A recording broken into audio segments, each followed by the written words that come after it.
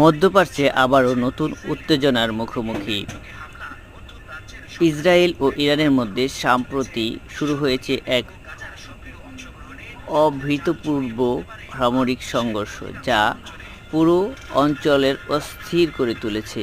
Israel operation racing lion নামে একটি বড় ধরনের সামরিক অভিযান পরিচালনা করেছে ইরান, যার জবাবে ইরানও পাল্টা হামলা চালিয়েছে।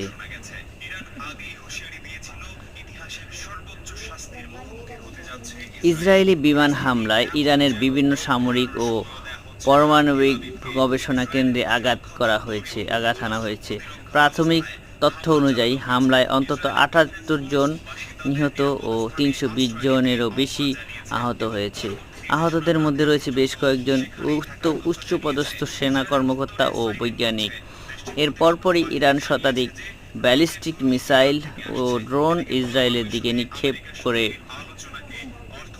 উভয় পক্ষ থেকে পাল্টাপাল্টি হামলা এখনও চলমান। ইসরায়েলের প্রধানমন্ত্রী বেনিয়ামিন নেতানিয়াহু এই অভিযান সম্পর্কে বলেন, এখনও যা হয়েছে তা মাত্র শুরু, সামনে আরও বড় কিছু আসছে। আকাশসীমা পরিবহন বিপর্যয়। ইরান ও ইরাক জর্ডান তাদের আকাশসীমা সাময়িক বন্ধ করে দিয়েছে। এতে হাজার হাজার আন্তর্জাতিক ফ্লাইট বাতিল বা রুট পরিবর্তন হয়েছে। বিশ্বব্যাপী যাত্রীরা ভোগান্তির শিকার হচ্ছেন। এই সংঘর্ষের কারণে বিশ্ববাজারে অস্থিরতা দেখা দিয়েছে।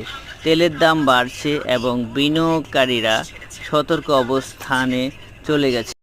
বিশ্লেষকরা বলেছেন, এই যুদ্ধ যদি দীর্ঘায়িত হয় তবে বৈশ্বিক অর্থনীতিতে বড় ধরনের প্রভাব ফেলতে পারে।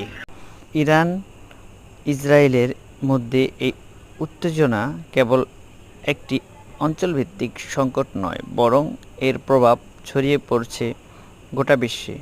আন্তর্জাতিক সম্প্রদায় এখন উদ্বিগ্ন, এই যুদ্ধের আর কতটা বিস্তৃত হবে এবং বিশ্ব শান্তির জন্য তা কতটা হুমকি স্বরূপ হবে।